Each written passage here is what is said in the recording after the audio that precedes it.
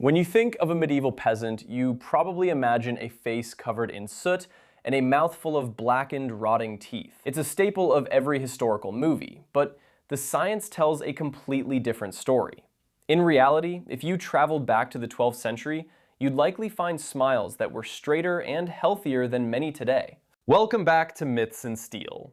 We've been taught that the Middle Ages were a time of total hygiene neglect, and nowhere is this more apparent in our culture than the rotten teeth trope.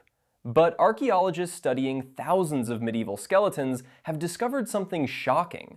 Dental decay was actually quite rare. Today, we're investigating why the medieval diet was a secret weapon for dental health, and how modern living actually made our mouths much worse.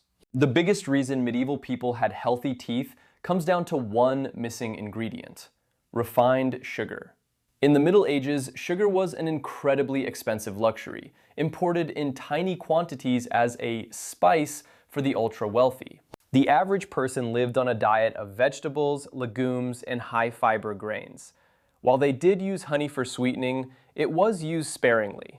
Without the constant bath of processed sugars that we consume today, the bacteria that cause cavities simply didn't have the fuel they needed to thrive.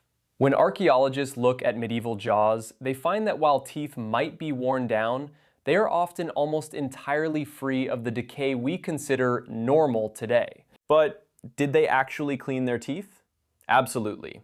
Medieval people weren't oblivious to oral health. They didn't have plastic toothbrushes, but they used chew sticks, typically twigs from hazel or willow trees, which they would fray at the ends to scrub their teeth. They also used linen cloths to wipe away film and developed herbal mouthwashes. Documents from the time suggest rubbing teeth with a mixture of salt and herbs like mint or sage to keep the breath fresh and the gums healthy. They understood that a clean mouth was part of a clean body, and while their methods were natural, they were surprisingly effective at preventing the buildup of plaque. Interestingly, one of their biggest dental tools was actually their food. Medieval bread was ground using stone mills, which meant tiny particles of stone and grit ended up in the flour. As they chewed, this grit acted as a mild abrasive, essentially sanding their teeth down over time. While this sounds bad, and it did lead to shorter teeth in old age, it actually had a hidden benefit. By wearing down the deep grooves on the chewing surfaces of the teeth, the grit removed the places where food and bacteria usually get trapped.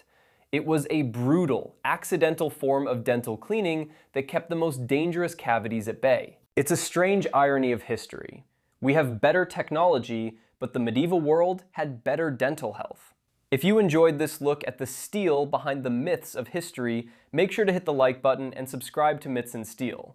We're here every week to uncover the truth. I want to know, what's another dirty medieval myth you want us to investigate? Tell me in the comments. And don't miss our next video. Thanks for watching.